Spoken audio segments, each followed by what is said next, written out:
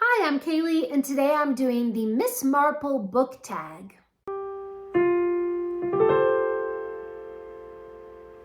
Miss Marple isn't actually one of my favorite characters. I really prefer Hercule Poirot, but I do like Miss Marple pretty well, so I thought, let's do a book tag. This tag was created by James Holder, and I actually saw this tag on Hannah's Books channel. So I will leave a link to both their channels and both their videos down below. So be sure to go over and subscribe to them. And please do subscribe to this channel if you haven't already, and give this video a big thumbs up if you love Miss Marple. So our first prompt is Murder at the Vicarage, a book about or set in a small town or village. For that, I'm going to choose Aunt Dimity's Death by Nancy Atherton. The whole Aunt Dimity series is set in this tiny little village, and our main character goes around and solves little murder mysteries and little mysterious things in the village. This is such a cute, fluffy series, and I just love it. It's really dorky.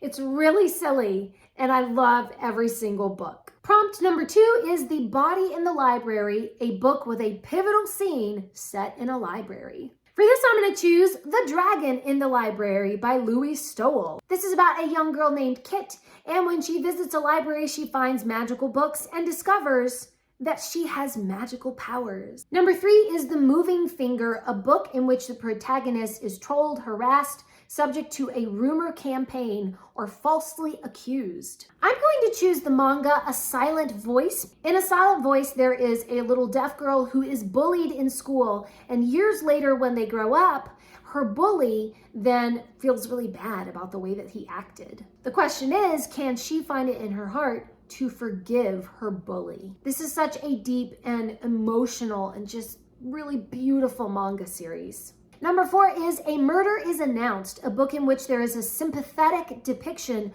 of a Marxist or equivalent. I'm going to choose Watership Down by Richard Adams. So this is a story about rabbits who have to leave their home and they are searching for a new place to live, and they come across this Marxist socialist colony, and they have to try to decide, do they want to stay there with that colony, or do they want to try to set up their own independent home? I don't know if that's really a sympathetic depiction, though, of a totalitarian regime. But I don't know, it's in there though. Number 5, They Do It with Mirrors, a book in which performance plays a major role. I'm gonna go with another manga series, Your Lie in April by Naoshi Arakawa. I love Your Lie in April because it is about a pianist, and I am a pianist. This pianist, however, has not been able to play any music since his mother passed away, but then he meets a young violinist, and she needs someone to accompany her violin, and as they perform together and kind of rediscover music together, he begins to heal. This is a really, really beautiful, just so emotional story. It's so good. I don't reread it very often or watch the anime very often because I just cry so much every time. It really gets me right in the feels. Number 6, A Pocket Full of Rye, a book based upon or inspired by a nursery rhyme, fairy tale, myth, or other work of fiction. I kind of couldn't decide. I actually have 2 for this. I kind of want to say The Lunar Chronicles by Marissa Meyer, which is of course based on several fairy tales.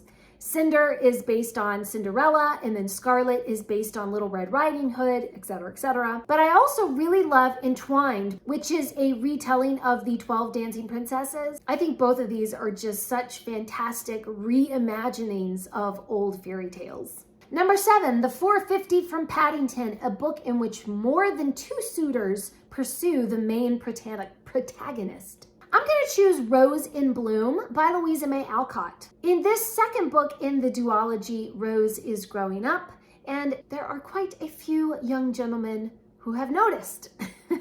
So she actually has more than 2 suitors who are vying for her affections. Number 8, The Mirror Cracked from Side to Side, a book about a changing world. For this, I'm going to choose Dr. Thorne by Anthony Trollope. I think many of Anthony Trollope's books kind of ultimately are about a changing world, but Dr. Thorne especially really focuses in on that because it kind of focuses on the rise of the middle class, who are supposedly not as sophisticated or as elegant. So it's all about this kind of social mobility. Dr. Thorne just has so many layers to it. I love it. Number 9 is A Caribbean Mystery, a book about or set in the Caribbean, or however you want to say it. So for this, I have Pippi in the South Seas by Astrid Lindgren. I just love Pippi Longstocking. The stories are so whimsical and wild and weird, and Pippi is such a crazy character, and this book is completely adorable. Number 10 is At Bertram's Hotel, a book about artifice. I have a really good one for this. My Cousin Rachel by Daphne du Maurier. This is about a young man whose uncle gets married abroad